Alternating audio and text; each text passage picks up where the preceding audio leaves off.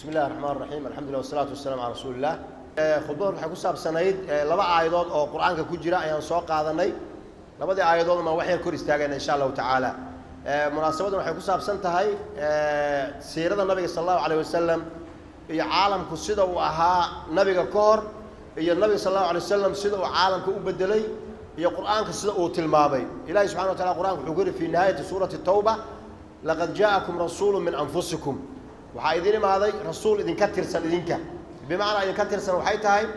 yacni malag oo idinka duwan abuuritaanka ama nooc kale oo khalqiga ilaahay ka mid ah oo rasuul idinka soo dhigay ma ahe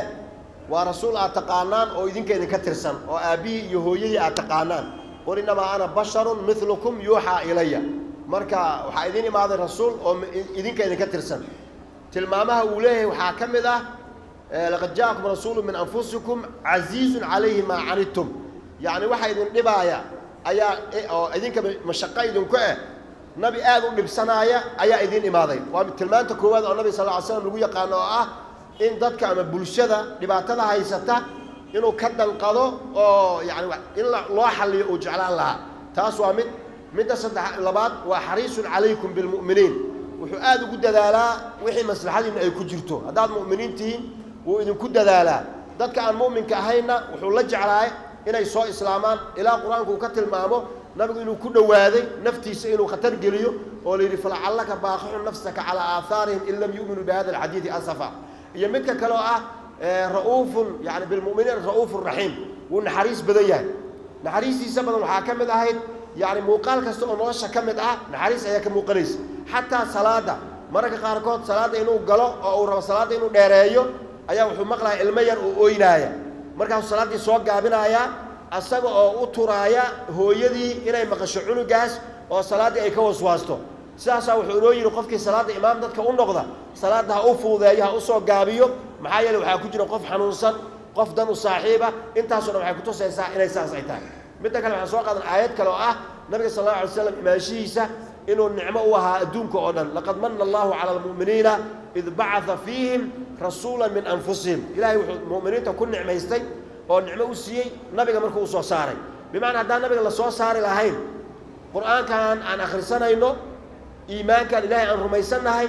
wadada cad ay noo muuqatay adduunka xaqiiqadiisa inaan fahamsanahay aakhira aan rumaysanahay adduun iyo aakhira ay noo hagaagayso sidaas haddaan u raacno ma aynan garaneen meel ay naga jira ma aynan fahmeen وإنك لتهدي إلى صراط مستقيم صراط الله الذي له ما في السماوات وما في الأرض نبي ودك waxaad ugu yeeraysaa wadada ilaahay marka wadadii ilaahay nabigaas dadku ugu yeeraya soo bixinta ilaahay uu soo bixiyay saas ay noo ahayd intaas kadib waxaan kala soo qaadanaynay bisha markay dhalato rabiul awwalka umadeena Soomaalida culimadeennii hore khayr Allah siiyay si ay u tacliimiyaan dadka oo ay diinta ugu tacliimiyaan bilihii carabiga ahaa ayaa bil walba munaasabada ku jirta ayay ugu magac dareen sanadka bilowgiisa marka la joogo oo sanadka hijriga ah bilowgiisa marka la joogo bisha ugu horeysa waxa la yiraahdaa muharram bisha ku xigta waxa la yiraahdaa safar bisha saddexaad hadda aynu ku jirno waxa la yiraahdaa rabiul awwal sidaas ay carabiga saas ku yahay rabiul thani jamaadul awwal jamaadul thani rajab saas ugu socdaa Soomaalideena magacyo waxay leedahay maxalli ah ama local ah oo bilahaasi si dadka loogu xiro munaasabada ku dhex jirta loogu magac daray bisha koowideeda markii la joogo bisheen ku jirnaa markii la dhaw waxay dhahay waxaan joognaa bishii zakada bil zakaa bilatay bil zako bil zaka maxay ku tusaysaa ummadaha marka taariikhdooda la baaraayo dhaqamadooda iyo turaadkooda iyo waxa yani taariikhan ay u lahaan jireen waxa lagu ogaadaa dadkaas waxay ahaayeen bimaana waxay dhisan jireen hadallada ay ku hadli jireen yani say u noolaan jireen waxay cadeynaysaa dadkani waxa ay yihiin saas daradeed markii midalan aad maqasho bishii zaka ayaa bilatay oo dhaqan ahaan Soomaalida ay bisha zaka saa ugu bixiyeen maxaa ku soo baxaya dad zaka bixinaya macnaheedu inay yihiin dad muslim ah oo hadii ayna zaka bixinaynin bisha koobaad ee sanadka wareegiisa ma ayna zaka u bixiyeen muslim ay ahaayeen marka zaka u bixiyeen si dadka xoolaha haystay ay bisha uga dhumin oo ay mar walba xusuustaan bishee lagu jiraa zako markay dhigooda ku badato zakadii way iska bixinayaan way soo wadeen markii rabiul awwal la soo gaaray ayaa waxay u bixiyeen bisha rabiul awwal bishii mawlidka bishii dhalashada nabiga u bixiyeen taas maxay tahay marka siiradii loo akhrinaya caruurtii maxaadara loo qabanaya waxa la siinayo waxyaabo macmacaan oo lagu jeclaysiinayo munaasabada iyo arrimaha ayada bishii mawlidka loo bixiyey marka bishaan ku jirna haddii la qofka jidka iska maraya ku dhahayo waa laga yaabaa inuu yahay rabiicul awal dadka ama iskoolada ama jaamacadaha wax ku qorto oo rabiicul awal loogu qoro ma ogi dadweynaha caadiga ee bannaanka iska maraya bishii mawlidka lagu jiray ay yaqaanaan marka dadkii u bixiyey bisha mawlidka ee hore ee Soomaalida ah waxay ku tusaysaa inay ahaayeen dad siirada dadka u dhiga bisha markii la gaaro dadka bara inay tahay bishan inay tahay saas marka in bisha si gaar ah loo sheego marka nabiga sallallahu alayhi wasallam maalinta isniinta markuu soomay waxay maxaa u soontaa wuxuu waa maalintii aan dhashay yawma wulidtu fi waa maalinkan dhashay marka maalinta uu dhashay iyo bisha uu dhashay calaamad waxay u tahay taariikhdiisa laana quraanku wuxuu looga sheekeeyay nabiyada ilaahay suuratul an'am ilaahay 18 nabi ayaa la isdaba dhigay وتلك حجتنا آتيناها إبراهيم على قوم نرفع درجات من نشاء إن ربك حكيم عليم ووهبنا له إسحاق ويعقوب كلا هدينا ونوحا هدينا من قبل ومن ذريته داود وسليمان وأيوب ويوسف وموسى وهارون وكذلك نجزي المحسنين وزكريا ويحيى وعيسى وإلياس كل من الصالحين وإسماعيل واليسع ويونس ولوطا وكلا فضلنا على العالم انت أمرك الآخرين وحاليري أولئك الذين هدى الله فبهداه مقتدي كواس رسول الشيخ من عدد الكيسان وأكو إله نوليه كوا صرت كدايو سورة مريم وحلقة شيء أنت واذكر لي آخرين واذكر في الكتاب مريم واذكر في الكتاب إبراهيم واذكر في الكتاب إسماعيل واذكر في الكتاب إدريس واذكر في الكتاب موسى يعني واذكر معناه العلوية هاي وحس محل في صومال حس وكشيء تبتو حلقة من الكلمة أنت يعني الله معنيين بين السكة الأوقاتين حس معني سمعت لك قارة وحس وخل ضايم إنه اللي بعيد لنا هاي مولدك عيد سدحات مياه ما عيد سدحات معه وحواي وذكرى مولدي ذكرى معاه ذكرى وحستان نبي هدي لها واذكر حس في الكتاب وحال حستان مريم يا نبي عيسى قال شيء كسر كالي مركز إذ انتبذت من أهلها مكانا شرقيا فاتخذ من دونهم حجابا فأرسلنا إليها روحنا هذا نوع حال مركز النبي عيسى واذكر في الكتاب إبراهيم إنه كان صديقا نبيا إذ قال لأبيه يا أبت لم تعبد ما لا يسمع ولا يبصر ولا يغني عنك شيئا يا أبت واذكر في الكتاب موسى إنه كان مخلصا وكان رسولا نبيا واذكر في الكتاب إسماعيل إنه كان صادق الوعد واذكر في الكتاب إدريس إنه كان صديقا ورفعناه مكان عليا أولئك الذين أنعم الله عليهم مركز حسكو وتاريخ كشاكين تاريخ مركز لقى شاكين الله برتنا قف وحي الله برو كديدا لكن دي شبل اسكي يراهدو كو اذا عدها يدهد حييسين waxay dhahan hadaad badeeca keento oo bakhaar shuk ku siiso oo cid aad u sheegin dadku miyay ku riyooni inaad alaab keento hadaan loo sheegin maana hadaan dadkii wax looga sheekaynin dadku say ku raaci oo say ku ogaano soo in looga sheekeeyo ma kaana rasuulullaahi sallallahu alayhi wasallam akram an-naas khalaqan wa khuluqa nabigu saasu aha arda'atu halimatu saadiya yaani saasu yaani waa laga sheekeynaya siiradii laga sheekeynaya way jeclaanayaan marka bisha markay inoo soo gasho يينا نقولن بشي خلافك إيه هنقطة بشي إسجعيلك بحال النبي صلى الله عليه وسلم إسجعيل أيوين والله ماضي كل جن صومالي هدان نهينا بل من ندو ويدي روح عن النبي جعلين اللي هم جرو كي قالوا بس هو قار مقدر كاس متر سنة عندك قف قالوا بي أو مسلم بعين كاس شقكم ملين لكن قف مسلم بل ويدي هذيك النبي ما جعش هاي اللهم صل وسلم على هرو كل سوى بداية روح عن جعلين ملك ما حنس كويس أنا مركب جعايلك habka loo muujinayo yaa ku kala duwanay marka nin walba waxa leeyahay nabiyow nin walba afkiisa kugu amaan sooma marka hadii nabiga sallallahu alayhi wasallam aad soo jeclaato adigu walaalka kalena uu si kale u jeclaado jacaylkuna ogaada waa wax gudaha ka soo go'aya asxaabta ridwaanu alayhi maalinki badr dagaalka la galay yaa nabiga oo safka toosinaya yaa nin wuxuu arkay hor u soo yara baxsan safka ul yar oo haystay oo safka uu ku simaayo gadaal intuu ugu riixay يا وحكون استوي يا سوادو استوسي صفك قل مركز حول أوجعتني يا رسول الله رسولك لا واحد حنوجس وش يقدرتي واحد حنوجس أن كان قدته أن كان قصاصته إلهي حق يا وحكون صادري عدالته ساعات وياه ما نبي إلهي بالله يقولن كرا لا قصاصا كرا وحولي وحرم إلى كان قدته نبي هو مكني نفتي سعود إيه قدس مركز حول مركز أنا وش يقدر يسي وديبوا نقيده يسي على الشيء إذا ماشي هذا كتاب سيسي مرة ما صارنين عندنا مرة إسكت قط مرة على شيء أو بنان أنا ربنا كدر ذاتك ويابين وقف سعود أنا ميجي قد ستيدو نبي أنت إسكت عفت ما حولي أديك ما حقوله فتن عني نبي أكون قد سنة نبي هو بني علوشيس أنتوا إسكت دوبي أو نون كذي يا حول رسول الله أنت مبربي حول محاك وحن باري لا تساس يشو وحول دجال هذا جلينا وحنا نقول دونا اللي مو hadday tii rabbi ii timaado oo dagaalka inaan ku dhinta ay noqoto waxaan rabaa jirkayga iyo jirkaaga oo ugu dambaystii istaabtay inay tii rabbi ii timaado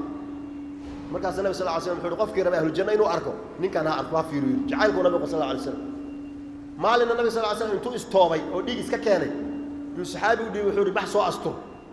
xagga luu kala wareegtay si sharooba camal wuu asturay markuu u imaaday waxay soo asturtay hawaan soo asturay wuu fahmay marka xageed ku soo asturtay meel aan weligeed dareerkeena ku soo asturoyn nabi sallallahu alayhi wasallam qofkii rabay ahlul janna inuu arko ninkan ha fiiriyo macnaha maxabada nabiga sallallahu alayhi wasallam ee jacaylkiisa marka yani jacaylka nabigu waa wax wujdaani oo gudaha ummaddeena way wada jeceshaan maanta waxaynu joognaa marka caalam nabigeena saa u jeclayn intii karkateer laga sameeyo oo suuro xun loo sameeyo sida hadda mesela faransiiska oo kale oo ka dhacaysay macallin kuleen macallin maaha muxuu macallin ka yahay macallin waa midka ardaydiisa waxyaabaha ay rumaysan yihiin ilaaliya laakiin macallin aan shucuurka dadka ilaalinaynin wuxuu yidhi inta muslimiinta ah waxaan rabaa inaan tuso ardayda aan muslimka ahayn suuradii nebi maxamed aan tusaayaaye inta muslimka iska baxeen kuwan aan tusaayaaye oo maxaad u tusan kuwan aad ka rabtaa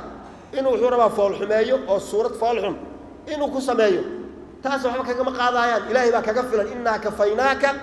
almustahzi'iin ilaahay baa yidhi kuwa kugu jeesjeesay ilaahay baa kaaga filan nabiyow ama nabigu marka ha joogo ama ha dhinto ilaahay ayaa kaga filan nabiga ayaa ilaahay baa karaameeyey ilaahay baa jecel innaa kafaynaaka almustahzi'iin kuwii baan tusaaya buu yidhi sidaad maqasheen wiil yaroo dhalinyaro ah oo shiishaani ah ayaa dilay kii oo nabiga kartoonkiisa keenaya markaas waxay ku leeyihin muxuu u dilay wuxuu ka soo jeedaa wiilkaas yarka ah xuquuqda qofku inuu ra'yigiisa muujisan karo nabi dad ay rumaysan yihiin nabigood inuu yahay in la caayo miyaa ra'yi la muujinayaa waa nabi la caynaaye ma iska dayan ayagu sooma dhaha nabi ciisaan raacsannahay innaga muslimiin haddaan nahay nabi ciise miyaan cayn karnaa ma cayn karna nabi ciise maxaa yeelay nabi ciise iyo nabi maxamed waa isku laba nabi innaga maba kala saaraynaba laa nufariqu bayna axadin min rusuli rususha ilahi oo dhan ambiye ilahi bay noo yihin ayagu ma yeelaayaan nabigeena marka wax ka sheegan marka kuwaas oo cadowga ay noo joogo oo sidaas nabiga u caynaayo haddii dadkii cadowga ahaana ay saas yeelaayeen oo nabiga caynaayaan innagii muslimka ahaynna markii bishan la soo gaaro aan isku qabsanno mawliid ma la dhigaa mise ma la dhigaayo beri aan bay noo joogan sheeka idii sheegaa yaa dadkan oo ma arkin oo dadkan waxaa dhihi jiray shaacir waxaa leedaha kuwa qiseeyo oo sheekeeyo oo ceelgaabta iyo yani ku yani qisooyin ay sheegaayaan dadkay kaga qosliya wax saas ah marka mid shaacirkaas ah yaa mar oo 93 faransiiska waxay joogeen baydhabo ciidamadii waxay ku jireen caalam ka imaaday ee Soomaali barigaas joogay shaacirkaas ayaa meel dugsi quraan aan ku leenahay agteenu noo imaaday markaas uu galabtii meesha iska camirtaa dadku u sheekeeyaa lacag ka yar aruursada gabar iska lahayd marka dugsiga aan wax ku dhigno oo quraanka iyo tajwiidka aan ku barno yaa waxay tiri iga leex meeshan iga fogee meelahaas kale la aad waxaan akhrinaysa anima ogolay anu u imaaday markaas wuxuu yiri ani markii aan dugsiga agtiisa imaaday oo aan arrintan meesha ku sameeyay dariiqooyinkii aan saaxiibada ahayn waxay dhahan kaas ikhwaanu noqdayo nimankaas agtooda wax ku akhriyaan gabar meesha aanan waxay leedahay dugsiga agtiisa iiga dheerow ani marka wuxuu dhexdaan ka baxay afmaameyntu kada wuxuu yiri haddii haanaasnaha iburiyaan isigna iburiidaan ma ana faransiiska kabay hadday kuwaasna yeeriyaan idinkana eridaan ani faransiis baan ku darsan oo xageen aadaa marka waxaan ku keenay niyow haddii faransiiskii nabigeena uu caynaayo innagana bishii mawlid marka la gaaro innaga dhexdeena isku khilaafayno nabiga arrimihiisii xageen aadaynaa waay macnaha marka maxaa la rabaa bishan inay noo noqoto bishii maxabada bishii is aruurinta bishii is jacaylka lianna nabiga sallallahu alayhi wasallam jacaylkiisa waa wada jecelnahay lianna qof aan nabi jeclaaninba muslimba ma aha wax ka ansixi ma jiro salaada aan tukanayno adxiyaadkii waa in salliga lagu soo daro haddii xataa la geeriyoodo oo tacsiig qof aan ku tukanayno janaasada markaan faatixada akhrino nabigi ku xiga allahumma salli ala muhammad wa in lagu salliyo haddii qofka la duugo oo qabriga la geliyo su'aalaha la weydiinayo markii ilaahay la weydiiyay kadib mar rabbuka markii la yiraahdo wama nabiyuka ku xigta marka ruuxu nabi diidan ma jireen farsamo kale ayna hayseen aan si tartiib ah intaan wada hadalno aan jacaylkii nabiga aan jeclaanay innagana aan isku jeclaano laana suurtagal ma aha inaad ilaahayna jeclaato rasuulkiisana jeclaato intii ilaahay rasuulkiisa kula rumaysnayd ee walaalaha ahaan aad jeclaan weyso faransiiska ma aadeen marka xagee aadeen adiga marka waxaan rabaa muuminiintu inay iskaashtaan inay walaalo ahaadaan ayagu inay isjeclaadaan saasaa loo baahan yahay marka ilaahay subxaana wa tacala ummaddeena khayrka ha waafajiyo siirada iyo ka sheekaynteedana sabab ha inoogu noqoto inaan soo ceshano cizzadii muslimiinta ay lahaan jireen lanna nabiga sal allahu alay wasalam xilli wuxuu imaaday bini aadamka o dhan ay khatar ay ku sugan yihiin ilaahay baa ku badbaadiyey bini aadamka siiradiisii iyo jidkiisiina wuu inoo yaallaaye innagoo walaala oo soomaali oo muslim ah intaan tartiib u wada hadalno aan dhahno saas aan yeelno saas aan yeelno saas aan yeelno nabiguba saasuu yeelay kadibna aan waddankeenna suu nabad u noqon lahaa aan ka wada shaqayno cid aan wax ka suweynaysan jirin oo hadda ogtiino intaasoo sano unbaa dadkeenna kolba la isku diraa maalinba koox la isku diraa koox basaan la keenaa waa la isku rafaaday waddankeenniina dib u dhac ayuu taas ka qaaday marka inaan ka faa'iidaysano oo dhahno nabiga ma jeceshahay haa inta nabiga jecel nabigu wuxuu jeclaa mu'miniintu inay walaalo ahaadaan nabiga lagama soo gaarin kala geegeynta muslimiinta la kala geegeynayo nabiga lagama soo gaarin wuxuu maqlay nabiga sallallahu alayhi wasallam maalmaha ka mid ah qolo la yidhahda bani camr ibn cawf oo magaalada madiina bannaankeeda deganaa waxoogaa khilaafa inuu ka dhexeeyo ayuu maqlay markaas intuu baxay ayuu soo maslixeeyey ilaa salaaddii uu ka soo daaho oo abubakar sidiiq salaaddii uu sii tujiyo markuu gadaal kaga soo biirayna oo abubakar salaaddii gadaal uga soo baxay oo uu celiyey nabigu laakiin uu joogi waayey nabiga ayaa salaaddii dhammaystiray markaas maxaa kugu dhacay joog baaban ku yidhi markii salaadda laga baxay wuxuu yidhi marka abubakar ibn abi quxaafa inuu nabigu hortaagnaado uma habboono saasaan gadaal uga soo baxay macnaha ka wada hadduu nabigu maqlo dad ayaa iskhilaafsan isla markii inuu xalliyo ayuu isku dayi jiray marka innaga xaggeen ka keennay inaan ka dhigan inayba bannaan tahayba inaan muslimiinna ahaano